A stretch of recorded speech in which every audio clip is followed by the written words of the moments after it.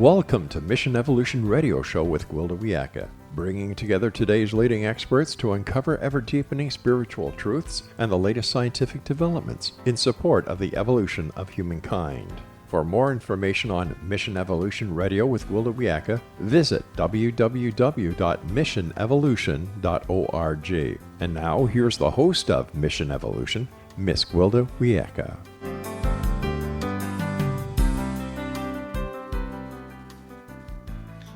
Hello, and thank you for joining us on another exciting adventure into future possibilities.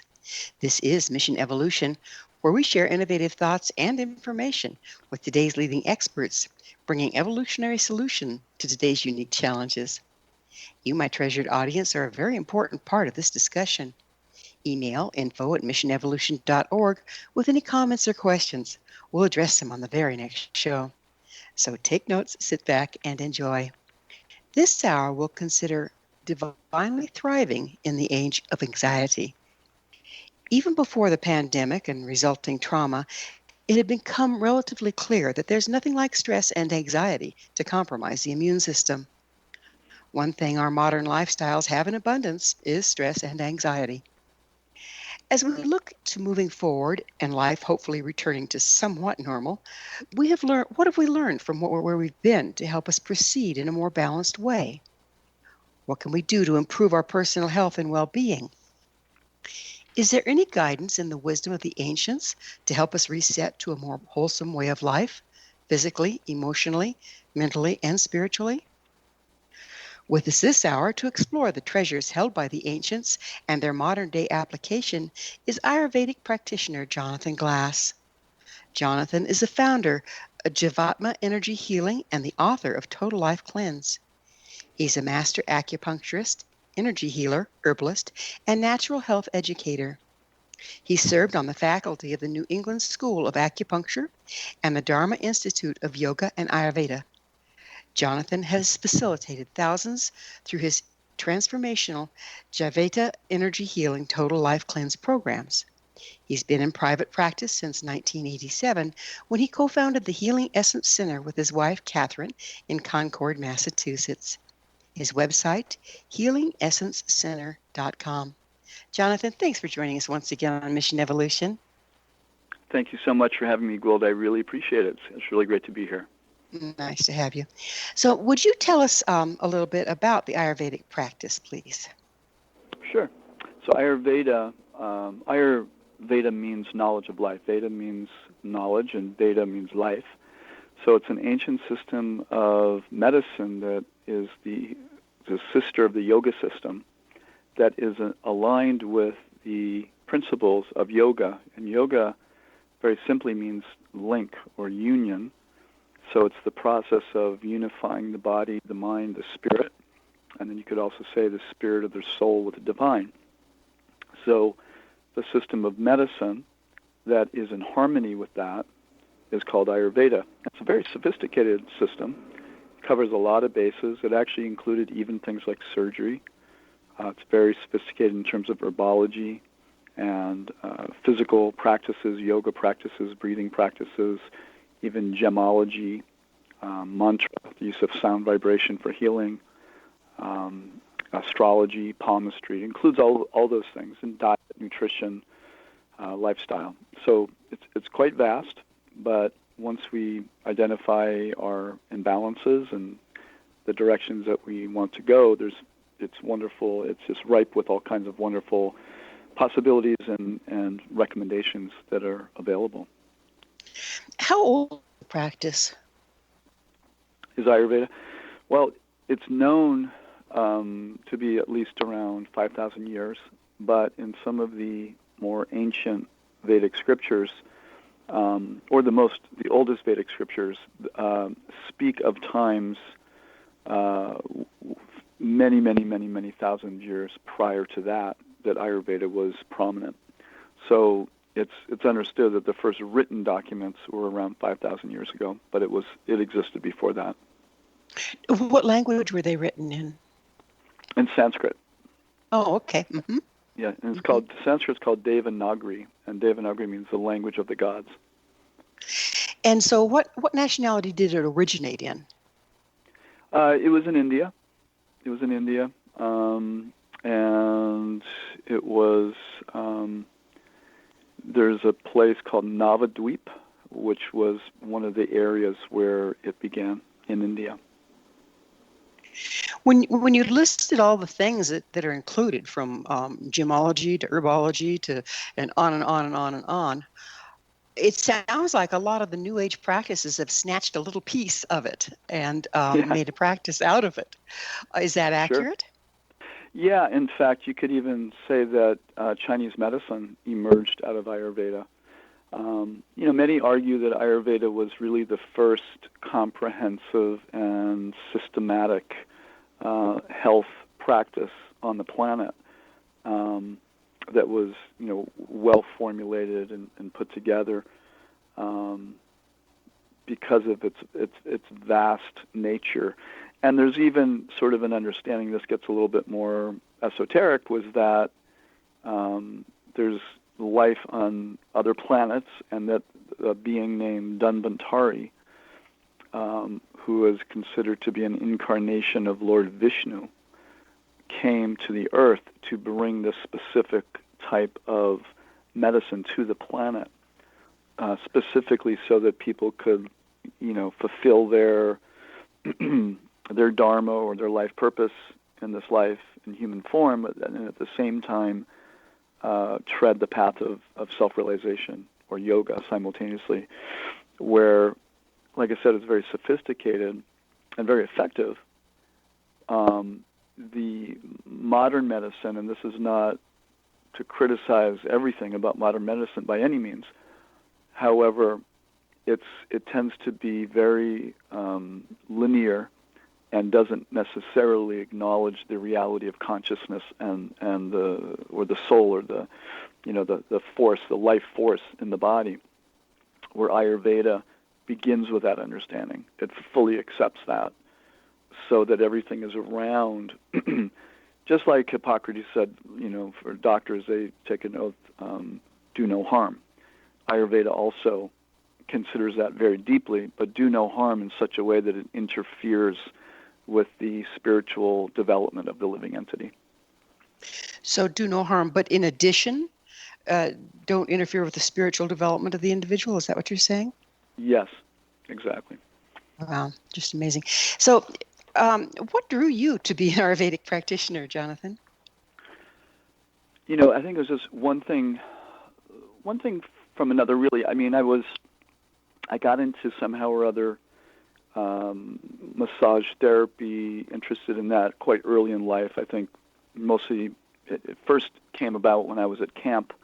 One summer I injured myself and I went to the infirmary, and it was just sort of, this is in 1969, kind of crazy, but the nurse at the infirmary knew shiatsu, which is a type of Japanese acupressure. And it just kind of blew my mind, because I went in there with a lot of shoulder pain, and I walked out 100%. All my pain was gone. Granted, I was 9 years old, and body heals darn fast at 9 years old, but it still was almost a shocking experience. And that stoked my interest very, very early. And in high school, I started practicing meditation. And in some ways it was just to help me get through the social craziness, and also I found that my sports were better. I played soccer, I played hockey. I found I was much more centered when I meditated before the games. But in doing that, it began to open up my consciousness to other possibilities, and I realized that life wasn't just as it seemed, or that I was sort of being taught only by society, that there was a lot more to things. So I started reading books, and sort of it became my hobby in a way to read books about yoga and meditation. And I also had a lot of severe allergies as a kid. I was very sensitive to dairy, and I had horrendous allergies, and I discovered that changing my diet made a big difference. So one thing led to another, and then I got really seriously into meditation, and that sort of led me to the practice of Ayurveda. So what kind of training is required? If it's so vast and expansive, it sounds like there must be quite a bit of training. Well, there's a lot of potential training with Ayurveda, and there's different degrees.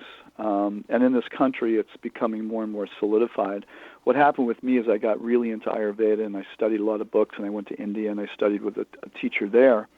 But I didn't get many degrees that way. And when I came back, I just decided because Ayurveda you couldn't get a license in Ayurveda. So I ended up going to an acupuncture school called the Worsley Classical Institute for 5-Element Acupuncture, which had a lot of similarities in its philosophy to Ayurveda. So that really drew me. So I basically, in my mind, was practicing, in one sense, Ayurvedic acupuncture. And from there, I went on to study more with a number of different teachers, and I also studied with a person who was one of the first students of Basant Lad, who was one of the first teachers in America, who came to America from India, and he has a school in New Mexico. So that's where I really did the foundation of my studies, was with this person. And there's always more to learn. There's always more to learn. I'm not an expert in gemology or astrology, although I'm very familiar with it. But if I have a Vedic astrologer where he practices something he calls Asterian astrology, but it includes the aspect of Vedic astrology. And if I have questions or issues with a patient, I will often recommend my patients go see him, and they get a lot of insight, and then I get to hear their readings and learn from an astrological perspective. But it's very powerful. There's so much there. I mostly work with diet, nutrition, lifestyle, herbs, meditation, that type of thing, breathing practices. That's sort of my specialty. So was originally, or if we know, did they, like you were just talking, break it down where people were kind of like specialists, which of course would break it apart? Did they do that in ancient times, or was a person expected to be a jack of all trades but maybe a master of none? That's a good question. I know that there were definitely specialists in what's called Jyotish, which is the Jyoti means light. So it's basically a master of the stars, or one who knows the stars. So that's what astrology is.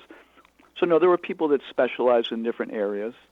But in other words, if you went to a Vedic and Ayurvedic clinic, you might have a main doctor that oversees your case, and he might do the assessment. He might assess your dosha, your body type, might assess your imbalances.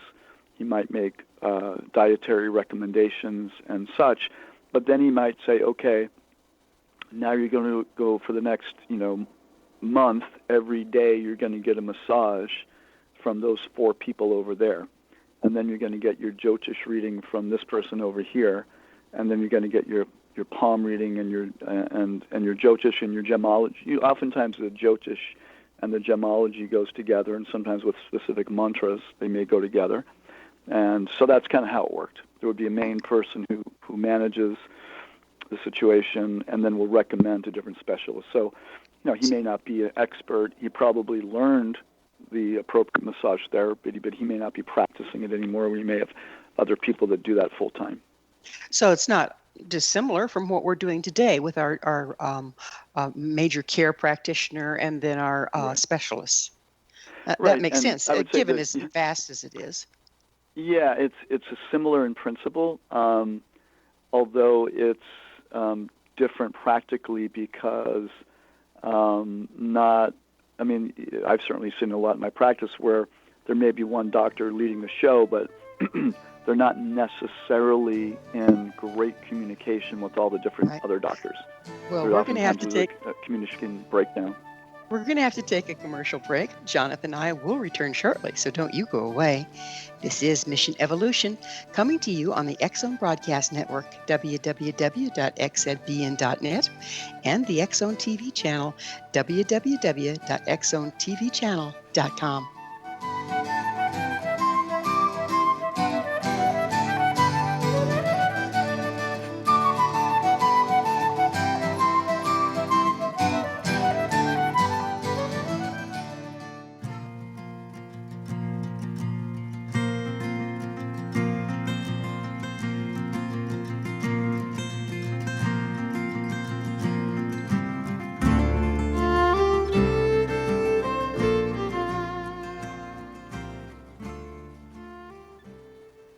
again, this is Mission Evolution, missionevolution.org. We're dedicated to unification and evolution of consciousness. To our faithful and thoughtful audience, we really value your opinion and would love to hear from you. What do you think about counteracting the impact of the stressors of our times? Email me at info@missionevolution.org and give me your thoughts or questions so we can all share them on the next show. This in from a member of our audience regarding the episode entitled The Evolutionary Potential of the Human Brain. M.O. states, "This is an outstanding segment. Puts so much together. Driving to the bookstore now to get the new book." Thanks, M.O. Dr. Jill Taylor was an amazing woman with a powerful personal story and message about the hidden potential of the human brain. It was an honor to have her on the show. Curious, dear audience? Visit our archives at missionevolution.org, listen to the episode entitled The Evolutionary Potential of the Human Brain, and let us know what you think. With us this hour discussing the thriving during times of anxiety is Jonathan Glass. His website, healingessencecenter.com. Jonathan, what does Ayurvedic say about the root cause of illness? Yeah, so there's two things that it says. There's the root, and then there's you could say that with a seed, and then there's the root. And the seed is a very interesting word. I'll say it, pragyaparad. And pragya means knowledge or experience, and aparad means to offend. So Ayurveda says that the cause of all disease or imbalance ultimately, is when we offend our own wisdom, knowledge, and experience. So what that means is that when we disconnect, and you could argue that's when we're not in a state of yoga, when the body, the mind, and the soul are disconnected in some way, that can cause pragyaparad, or either the unawareness of what is best for us, or the denial of what is best for us. So it's a complex thing. But one example could be it could even be an innocent thing where a parent may force a child to eat something or eat more than they may want to eat.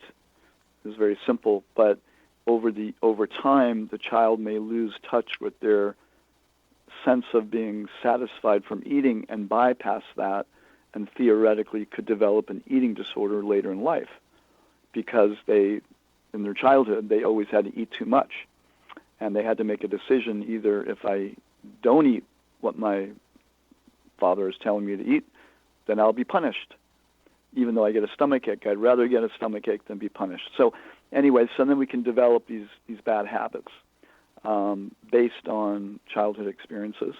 And there's different versions of pragyaparad. I'm sure most people can relate to times when your intuition was saying, do this, do this, do this, or don't do this, don't do this, don't do this, and you go opposite of that, and you get some kind of negative result. That's also pragyaparad. The So it sounds cause, it sounds like what you're speaking about is turn from your natural balance point. Yes, that's a nice way of putting it. That's offense. Okay, so it sounds like also socialization is one big offense. I'm sorry, what is? Socialization, the way we grow up in the world, in the modern world. Yes, absolutely. It certainly can be. Yep. Okay, I'm sorry, I interrupted you. You were about to tell us the second part. No. And then the other one is called ama, and ama means toxin. So toxin is also considered to be the cause of disease. So certainly we know about physical toxins, heavy metals, chemicals, substances in the air, GMO, herbicides, pesticides, so many toxins in the environment. Also, if the digestive system is not functioning optimally, then even if we're eating healthy food, if it's not broken down properly, some undigested protein fragments can get into the bloodstream and cause inflammation and cause problems. So it can be either literally toxins from the outside or toxins that the body releases internally due to poor assimilation and digestion. So that's ama. But ama can also be there on a mental level and an emotional level, because if mentally we don't digest something, or if we have frozen images of how things should be, then we're not going to perceive and digest life around us very well. Ayurveda it's all about digestion. So then also emotionally, if we don't digest an experience. So when we take in food, we're meant to take it in, utilize the nutrients so that it nourishes us, and pass on the rest, eliminate the rest. And the same way, experiences are meant to be that way. We take in, we have the experience, we learn something from it, we may experience some pleasure, just like in eating, and then release the experience. But a traumatic experience or a painful experience sometimes is very difficult to digest, especially for a very young child. It can be almost impossible to fully comprehend and digest something that's very, quite traumatic. And so that can get stored, the understanding, it gets stored in what's called the subtle body, which over time pervades into the physical body and could also cause illness. So Ayurveda does say the cause of emotional imbalances is from undigested experiences. What about spiritual? Is there spiritual toxins as well? Those are great. That's great. And yes, there is in this sense, although on the one hand, the spirit is pure, the soul is pure, Atma, Sat Chit Ananda, eternal, full of knowledge, full of bliss. That's the true nature of the soul. But having said that, we can certainly be toxic in terms of our spiritual beliefs. Or, if someone is extremely dogmatic. It sounds like all of this relates to lack of movement. Yep, absolutely. We would say lack of prana, the lack of the flow of prana. That's true. Interesting. Well, let's bring this to the street. You speak of this age of anxiety. What do you mean by this? Yeah. So, in the Vedic scriptures, there's a number of Vedic scriptures, but there's the four Vedas. And then there's one called the Srimad Bhagavatam, which is a scripture that was considered to be the fruit and a sort of a commentary on the four Vedas. And in that scripture that was written about 5,000 years ago, it describes the four ages that this planet goes through. And it goes through what's called a golden age, a silver age, a bronze age, and an iron age. And then does it recycle? Does it recycle those? And then it recycles, and it goes back to the golden age again. Yep. There's many, many, many, many cycles. We happen to be, according to Vedic astrological understanding, we are in presently what's called the Kali Yuga, which is an iron age. And in each age, there's considered to be four limbs of what's called Dharma, or righteousness, which is truth, purity, compassion, and then the other one is called tapasya, or discipline. And those four legs have to be there for an individual or for a society to function in an optimal way so that people can live peacefully, prosper, and develop spiritually at the same time. In Kali Yuga, 3 out of the 4 legs are very, very damaged, and it's said that we're only living on one leg, and even that one dwindles. So the last leg that we're living on is truth. And we can see now, everyone can see around us how precarious that leg is. If we listen to the media, if we listen to so many things, and to be a politician, it's pretty much accepted there has to be lying quite profusely. So it's a very difficult age in that sense. And so back to the point of anxiety is that in this age, one of the most prominent qualities is anxiety. What impact does stress and anxiety have on our health? Yeah, it has a strong impact on our health because what's happening on a subtle level ultimately will ripple through into a physical level. Just like in a positive way, if I want to build a house on the subtle level, I'm imagining it, and then I make a blueprint, and then I get the materials, and I follow the plan, and eventually I build a house. So the subtle precedes what we call subtle precedes growth. So if our mind and our nervous system, which is more subtle than, say, the tissues of the body, if the mind and nervous system are disturbed on a regular basis, then eventually that will disturb the inherent innate intelligence of the body, and it can even cause toxins and pragyaparad, because our mind won't be tuned into ourselves enough to know what actually serves my life and what is opposed to serving my life. So definitely anxiety and stress can interfere with proper awareness, seeing things clearly as they are, and knowing how to act in different situations. Well, can stress and anxiety also interfere with our ability, because we're in fight or flight, right? So does that interfere with our ability to settle in and imagine, to make the blueprint? So does it interfere with our ability to manifest? Absolutely. Yeah, because you're not able to slow down enough to be in that creative space. So you're sort of that reactive rather than proactive. You're in a reactive place, exactly. So that's a very, very prominent quality of Kali Yuga, is that there's always this. I mean, how many people do we know that we could say, wow, that person is almost never in anxiety? It's not very common in this age.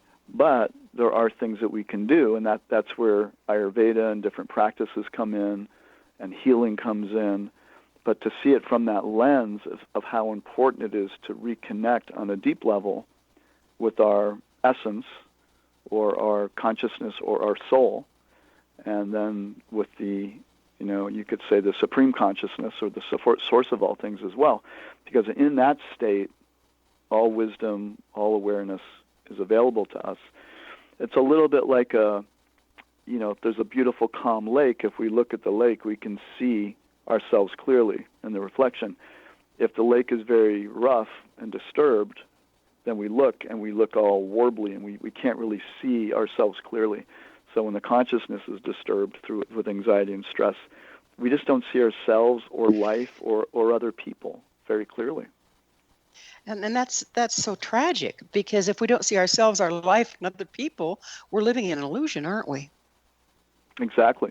Yes, that's exactly. That's the word that's often used, living in illusion, because of that. Well, we're just about out of time for this segment, but could you list quickly, and then we'll address them on the other side of the break, what are the leading causes of anxiety that you see during our times? Well, I like to start with the physical. I like to start with just what we put in our bodies, because everything is energy. And if we're putting in very low vibration foods, foods that are made in rather than fresh foods that are processed and added with lots of bad oils and fats and sugars and refined substances and chemicals, that's going to bring down our vibration. So foods right there. How we breathe is so important. The water that we drink is so important. We're going to have to pick up on this list on the other side of the break, and we will do that. Jonathan and I will return to our discussion shortly, so you stay right there. This is Mission Evolution, coming to you on the X Zone Broadcast Network, www.xzbn.net, and the X Zone TV channel, www.xzonetvchannel.com.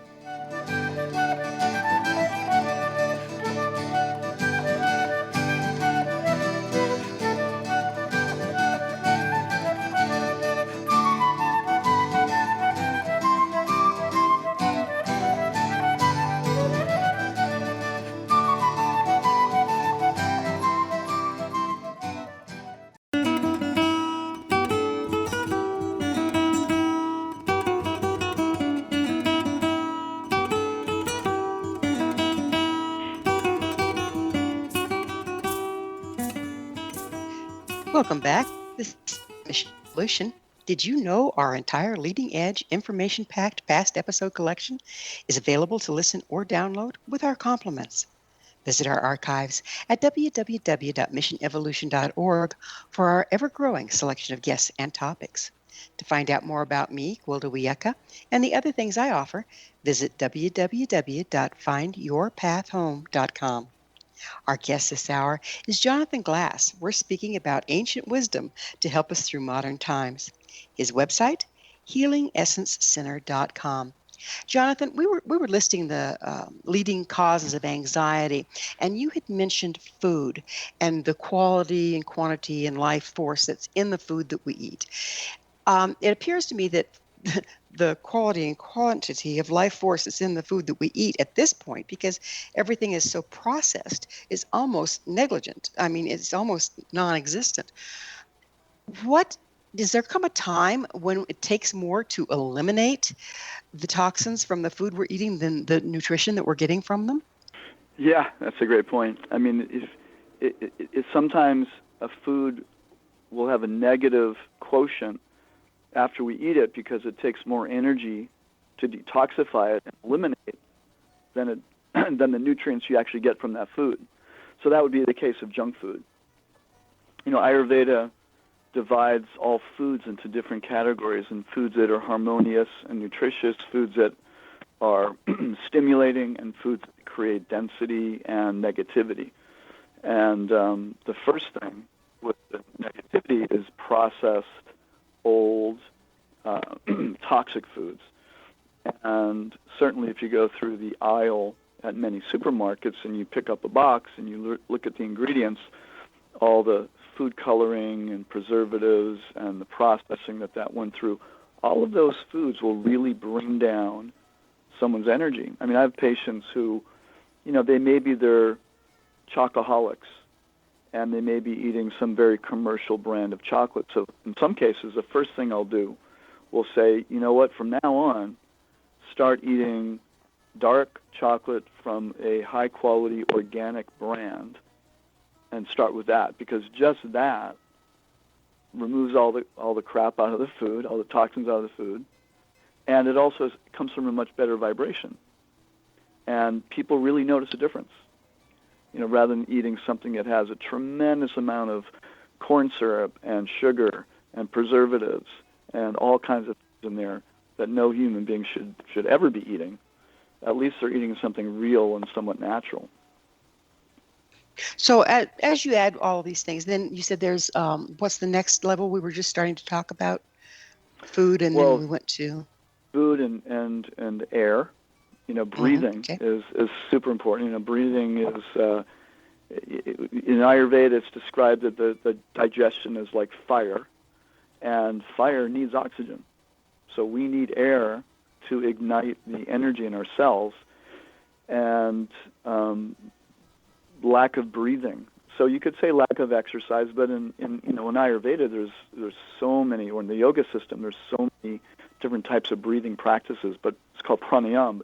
It's so important, even just to go out for a walk for 10, 15 minutes a day, really focusing on full, deep breaths is so important.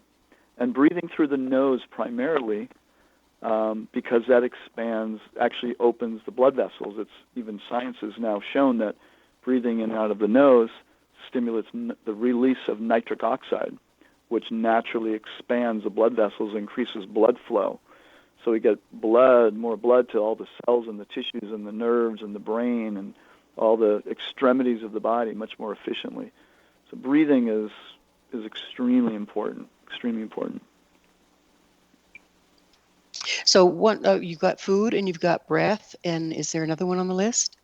Yeah, well, we got water, of course, and then we have avoiding certain toxins, avoiding the pesticides and the herbicides, which are carcinogenic, and some of the herbicides have an extremely damaging effect on the small intestine, where the root of the body, it's where the body's roots are, that it literally extract and take in the nutrients and send those nutrients through a vein to the liver. But when we eat certain foods with high amounts of specific herbicides and pesticides, it opens the gates of the small intestine and keeps them open for too long of a time, which then means we have proteins and substances in the small intestine that are leaking into the bloodstream.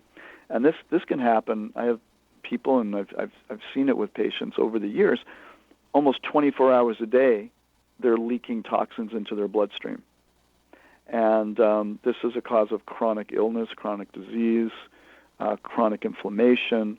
It's a serious problem. So now, with even more so now, with the pesticides, herbicides, genetically modified foods, and such, and what they've done to wheat, modern wheat. It's important to get educated on these things. There are ways around it, but we don't have to become scholars, but we have to become educated, and that's one of the things that I really tried to emphasize in my book was just to really educate people enough so that they could make really good decisions, the best decisions possible in their lives for their health. And then, of course, there's sense toxins. That means toxins that we're taking in through our mind and our senses where we can't even digest it. So, for instance, if somebody is watching media or listening to media 12 hours a day, and there's certainly people who do that. I know some people who have their media on 24 hours a day. I know people who don't turn off their television at night when they're sleeping because they're listening. I mean, that's an extreme, but many people will have something on, even the news, 12, 15 hours a day. And this is really, really an assault on the senses because we can't digest that. We can't digest it. We can't make sense of it.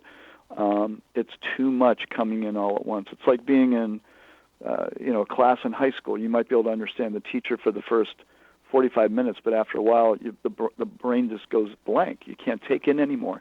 And that's what's happening to us, especially with the media challenges we have these days. It's very important.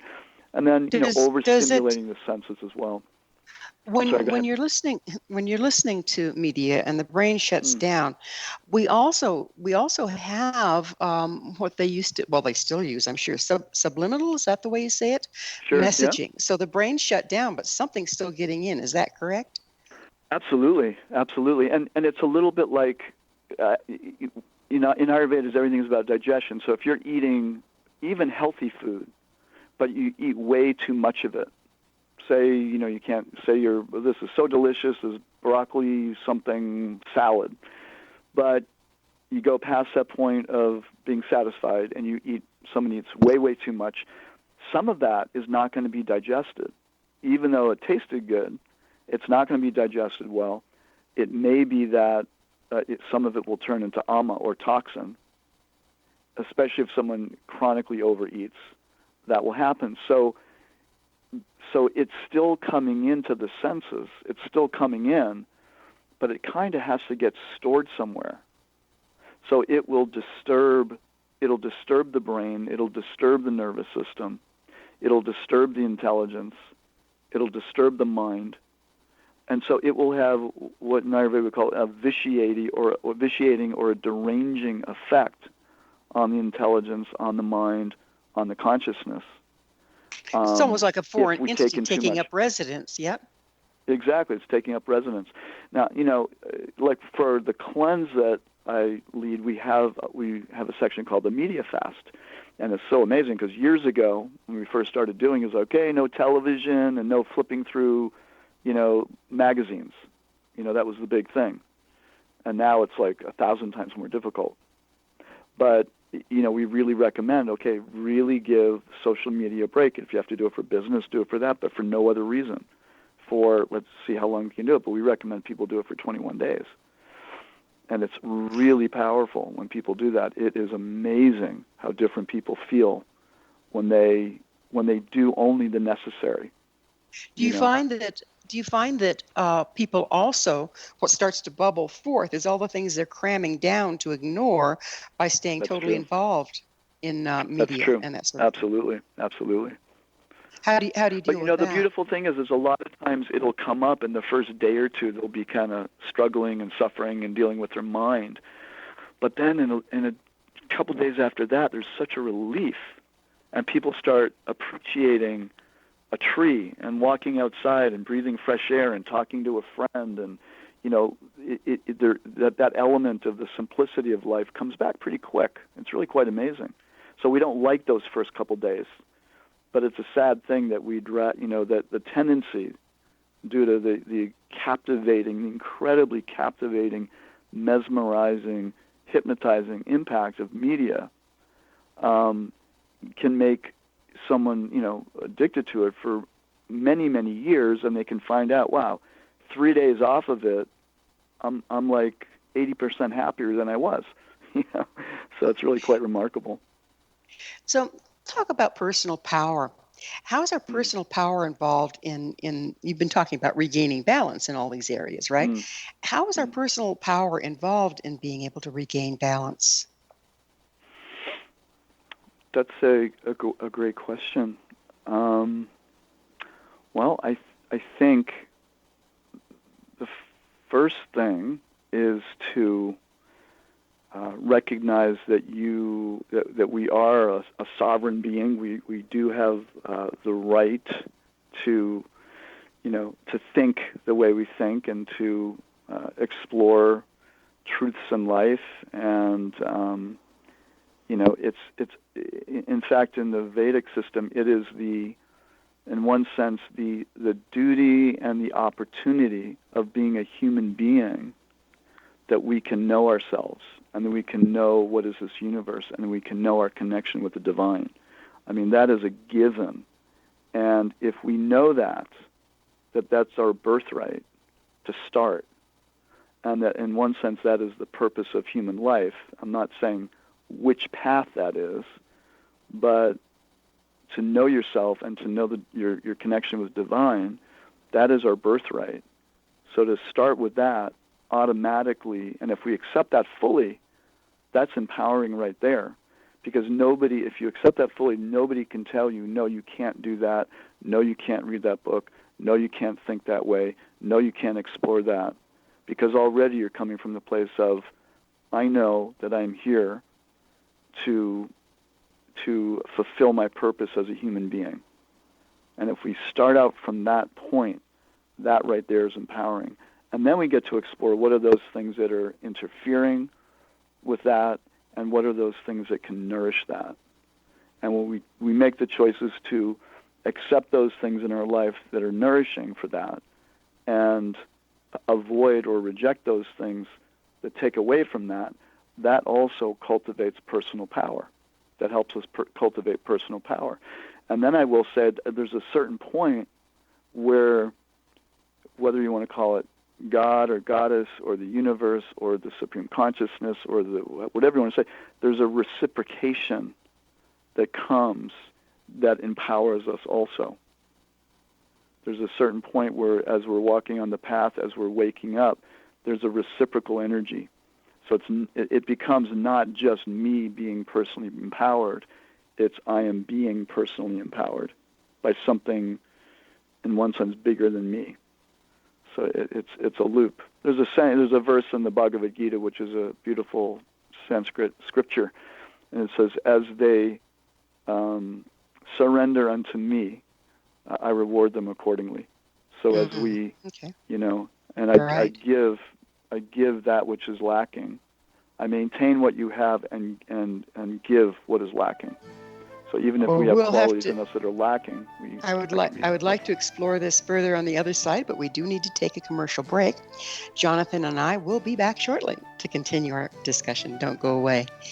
This is Mission Evolution, coming to you on the X Zone Broadcast Network, www.xzbn.net, and the X Zone TV channel, www.xzonetvchannel.com.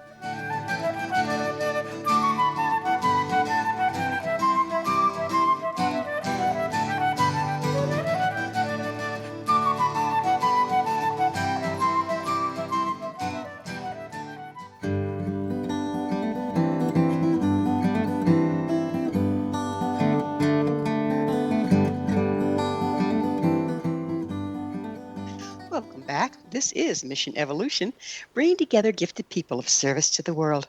I love to hear from our audience. Your thoughts are very important to me. To suggest a topic or guest that you think would be of interest, email us info@missionevolution.org. I'm sure we'll all enjoy them. To find out more about me, Gwilda Wiyaka, my school, and the evolutionary tools we offer, visit www.findyourpathhome.com. This hour, we're sharing thoughts with Jonathan Glass. His website, healingessencecenter.com. Jonathan, we were getting into a couple of very interesting things. One of them is you were talking about reciprocal energy and personal empowerment. Mm. And we've become islands. And so we don't put out that energy and we don't receive it back. Is the process of purification one of making us more receptive and reciprocal in the divine flow? Yes, I would say that for sure. It's interesting, there's a Sanskrit word, anartha. Artha means that which is wanted, and when you add the word to it, that means unwanted. So artha means that which is actually wanted in life. What do we really want? What does a human being really need and want? And then what are those things that obstruct that? And those things that obstruct that ultimately are tendencies, habits, belief systems, judgments about life, like we talked about the pragyaparad, ways that we offend our own consciousness, and the ways that we may disrespect other living beings, other living entities. All those things are included in an anartha. So these are tendencies, and we all come in with different tendencies and anarthas that we come in with in this life. So purifying those anarthas, and there's various ways to do that, but purifying those anarthas is very important, because after that, the next stage after that is called anartha nivritti. We become steady as living beings. We become steady in ourselves and steady in our purpose as human beings, as spiritual human beings in this world. How much of those anarthas are genetic? We're hearing a lot about epigenetics and how some of these tendencies and traits are passed down through generations, through societies and cultures, and that a child, when they're born, are already carrying this in their DNA. Is that what you're talking about? Well, I am talking about that, but we also have to recognize that, or from my understanding, you don't have to do anything, but is that whatever family we take birth in, this is our karma. It has something to do with our karma, our previous actions and previous lifetimes, and our previous proclivities, our tendencies. So it's all it's all weaved in a beautiful, amazing tapestry of sort of, when it comes down to it, no accidents whatsoever. So why is it that, person A comes into this type of family and person B comes into that type of family?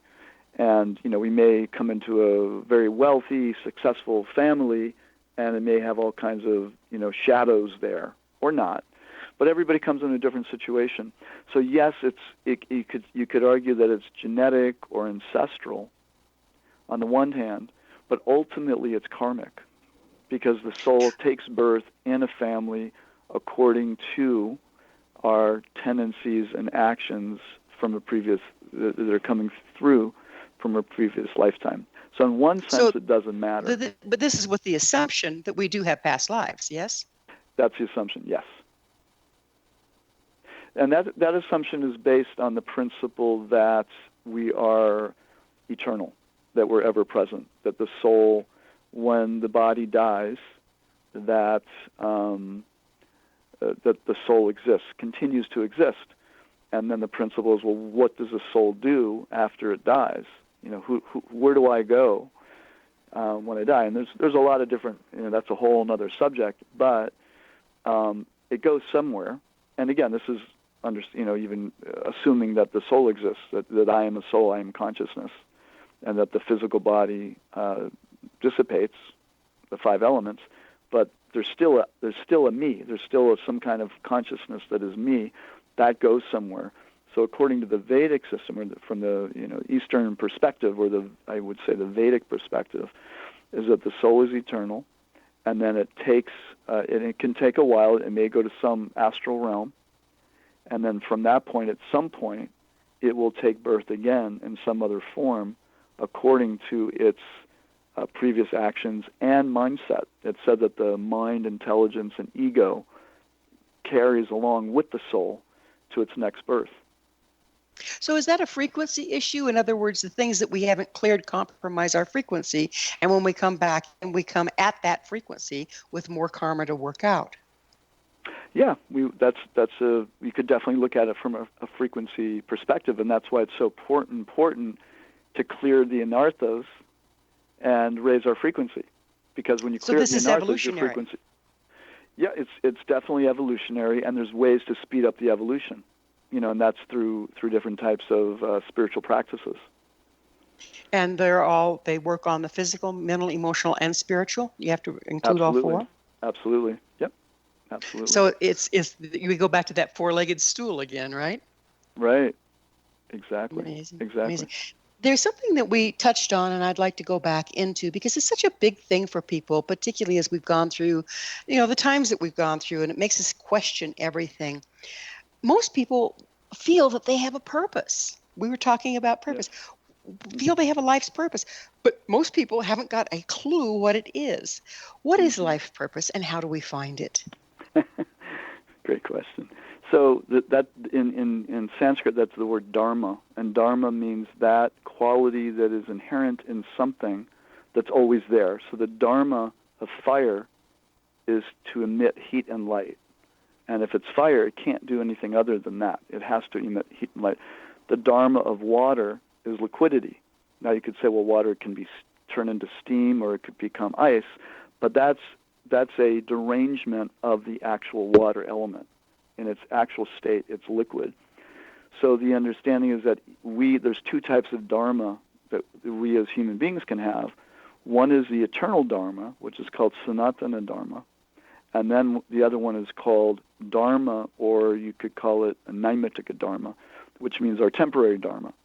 And the eternal dharma, according to the Vedic understanding, is called sanatana dharma, or the dharma of love. So love is the actual nature or essence of the soul. That is our eternal dharma. If there's a soul, its essence is love. Now, we can be covered by so many anarthas or clouds or misconceptions or so many things, but it still means that still somewhere in there, even the most, horrible person that you could imagine, somewhere in there is love. And in the same way, and then there's the naimittika dharma, which means the dharma, okay, I have this particular form.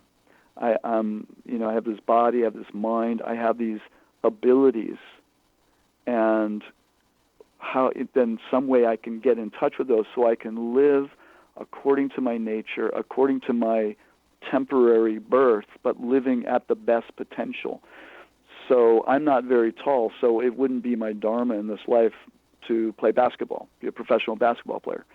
But so we have to accept our limitations, but we can also, each human being has incredible potential to fulfill their naimittika dharma in this life. And the blessing of that, too, is that if you live according to your nature in this life, automatically you can make spiritual advancement. And while you're doing that, you're connecting to your eternal dharma, which is love. And whatever process or path that is for you, that will enhance the realization of your eternal dharma, but it will also support and nourish what you're meant to be doing here on the planet. If we're pursuing that reciprocal energy and clearing what stands between us and participating in it, ultimately, isn't that process our life purpose? Yes, that is our life purpose. That is the purpose of human life, is to tread that path. In the Vedas, it said, one of the scriptures, it's the first verse is, now that you have attained this human form of life. And it's basically saying, yes, you must tread on the path of self-realization. And just in our culture, I mean, it's there for sure. I mean, gosh, 30 years ago in this culture, it was barely there. But, I mean, it's definitely there, but it's not part of the main fabric of our society. I mean, I don't know of any leaders, maybe a couple touch on it, that actually, I mean, political leaders. There's other leaders for sure, but that are actually speaking, you are a soul, you have a purpose, awakening to your divine nature is your purpose, removing the obstacles is the purpose of being human. We get very confused, in my opinion, of what is the purpose of human life, and that we can get really bogged down in the other goals of life, which is eating, sleeping, they say eating, sleeping, mating, and defending. The four purposes of life. How about acquisition? Yeah.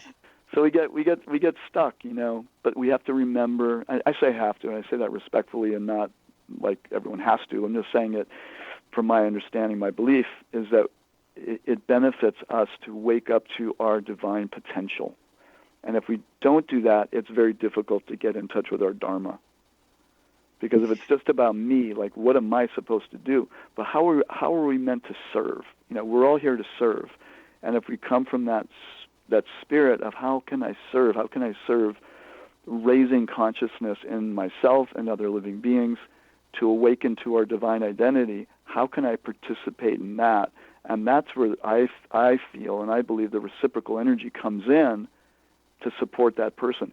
Now, things like a really good Vedic astrology chart, or honestly an amazing palmistry reading, because in the palm everything is there. Every single line tells a story. That can confirm someone's Dharma. So that's why somebody might get a Vedic astrology reading or a palmistry reading from somebody who's very, very qualified, who actually understands that there is a purpose for that living entity in this life to fulfill, and by doing that, it's actually called Varnashram Dharma. It means the Dharma that you are meant to perform while you are here in this particular body, in this particular life. And by doing that, the person tends to be more peaceful because they're not disturbed by doing things that are against their nature. And then they can also focus on their spiritual life and wake up to who they really are. So, Jonathan, we're just about out of time. But in closing, what is your mission? Well, I would say my mission is to sometimes gradually and sometimes very quickly, help people reconnect to their deepest true nature through identifying, removing obstacles to their health and body, mind, and spirit. Beautiful, beautiful, Jonathan. Well, it has been such a pleasure having you back on the show, and these are very thought-provoking things that you've brought to us. Thank you so much for being here with us. Thank you so much for having me. I really appreciate it. Our guest this hour has been Master Acupuncturist and Ayurvedic Practitioner Jonathan Glass. Jonathan is the founder of JivAtma Energy Healing and the author of The Total Life Cleanse. His website, healingessencecenter.com. Remember, our entire information-packed past episode collection is available for listen or download free of charge. Visit our archives at www.missionevolution.org for our ever-growing selection of guests and topics. This has been Mission Evolution with Gwilda Wiyaka, coming to you on the X-Zone Broadcast Network, www.xzbn.net, and the X-Zone TV channel, www.xzonetvchannel.com. Join us next time as this mission continues, bringing information, resources, and support to our evolving world.